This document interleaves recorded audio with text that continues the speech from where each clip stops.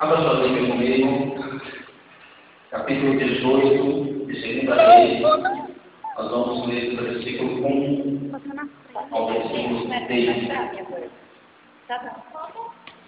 2 Reis, capítulo 18, do 1 ao 6. Amém? Amém. Glória a Deus. Vou esperar que todos se ponham para que nós possamos acompanhar todos juntos. Amados, eu sou, pela graça de Deus, um pregador pentecostal.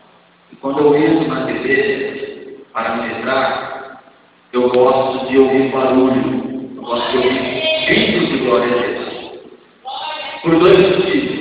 Primeiro, que você toca o coração de Deus, dando glória a Deus. Segundo, que você deixa o pregador mais confiante em pregar. Então, nessa noite, você tem dois objetivos aqui dentro: glorificar muito para tocar o coração de Deus e sair abençoado, e me ajudar a pregar também, ok? Amém? Está escrito assim: a epígrafe diz: Ezequias restabelece o culto ao Senhor. Isso sucedeu o quê? No terceiro ano de Oséias, filho de Elá, rei de Israel, começou a reinar Ezequias, filho de Acá, rei de Judá. Tinha 25 anos de idade quando começou a reinar, e 29 anos reinou em Jerusalém, e era o nome de sua mãe Abi, filha de Zacarias. E fez o que era reto aos olhos do Senhor, conforme tudo o que fizera Davi e seu pai.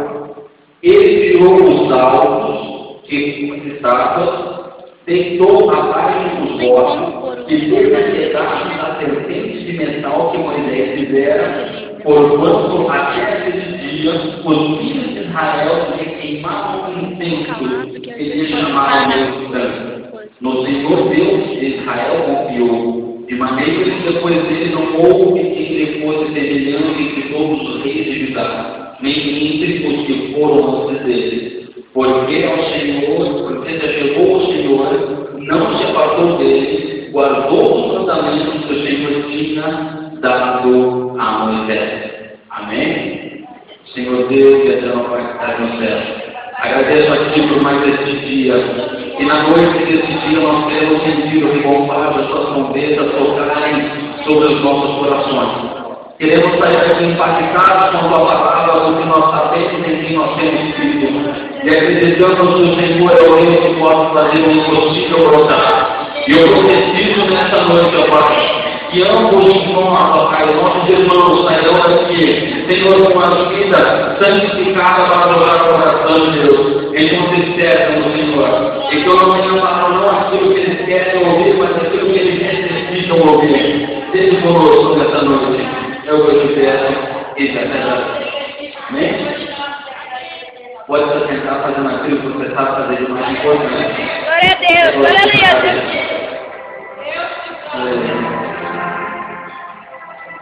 Glória a Deus. Amados, ministrar a palavra é uma responsabilidade grande, uma responsabilidade enorme. A nós que fomos escolhidos, a nós que estudamos, que jejuamos, que consagramos, que deliberamos e entregamos a vida a Cristo, para que nós possamos pregar essa palavra, é uma responsabilidade muito grande e uma batalha enorme.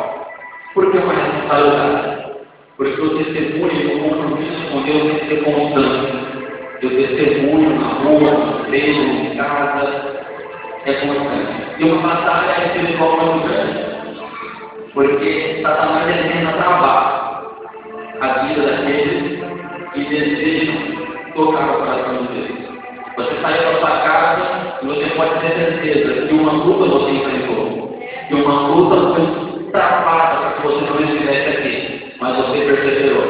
A minha vida diz, em Mateus, você tem que perseverar até o fim da nação. E tanto hoje, no trabalho, eu estava conversando com ele. E eu não venho para cá sexta-feira, de quarta e domingo apenas. E o Senhor falou no meu coração: hoje eu preciso de você naquele lugar. Eu falei: Senhor, para que o Senhor precisa de mim lá nessa sexta-feira? O Senhor falou assim: tem alguém que vai lá para ouvir a minha palavra. Eu falei: Senhor, você tem que por gentileza. Aí eu fico com esse texto, esse complementar nele. Olhando para todo o contexto, a minha Bíblia diz, eu estou também aqui, eu tenho uma grande, que Ezequias ele foi escolhido para santificar e quebrar as estátuas de Jerusalém. Está na Bíblia. Jerusalém é uma cidade santificada e escolhida para a adoração. Os maiores homens de Deus vinham de Jerusalém. Os homens com o compromisso de Deus vinham a Jerusalém. E Jerusalém já não estava mais santificada. Jerusalém estava completamente destruída, quebrada, em miséria. É onde o Senhor levanta Ezequias. O histórico de Jerusalém é um histórico não muito interessante de ser estudado. Por quê? Porque Jerusalém já não era mais o centro da adoração de Deus. Os levitas já não adoravam mais ali. A coisa mais gostosa era você ter ali, entra comigo na cidade de Jerusalém, vamos tentar meditar agora. Algo muito bonito era você chegar no mundo das lamentações, dobrar o seu joelho e começar a clamar para a intercessão daquele que fez o céu da terra. Você clamava, saía de Jerusalém e subia para a praça principal de Jerusalém. Você ouvia os levitas cantarem. Quando eu falo de levitas, eu tenho uma história interessante. No livro de Gênesis, dos filhos que ia ter uma Jacó, os 3 primeiros descendentes de 15 nomes. O primeiro chama-se Rubem, lembrando que Jacó, ele amava Raquel. Lia, ela prometia, ela dava filhos na mesma para Jacó, mas Jacó amava Raquel, pois é. Lia deu aquele filho por nome Rubem. Rubem significa o primogênito, o primeiro filho foi dado ao casal. O segundo filho é chamado de Simeão.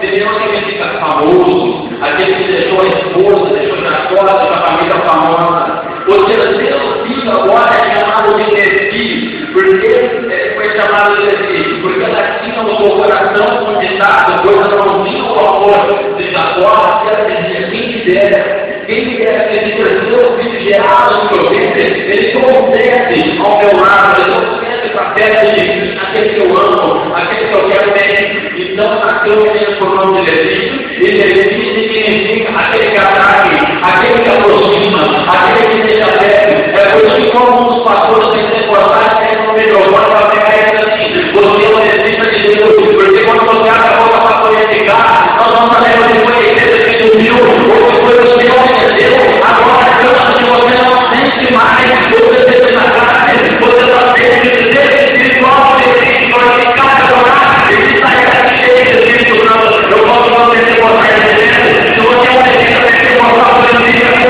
porque ele não é um vida, mas ele é uma coisa de Espírito de Deus, aleluia.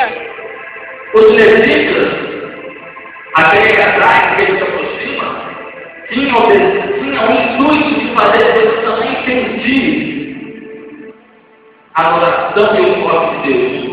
Quando você estava na praça principal, quando eles estavam ali naquela praça principal, ouvindo os levitas cantarem, aquele sinal de Deus descia naquele lugar, e eles ficavam cheios do Espírito Santo do Senhor. Mas tem essa ideia. Deus também está destruída, está em miséria, está em catástrofe, está literalmente pobre.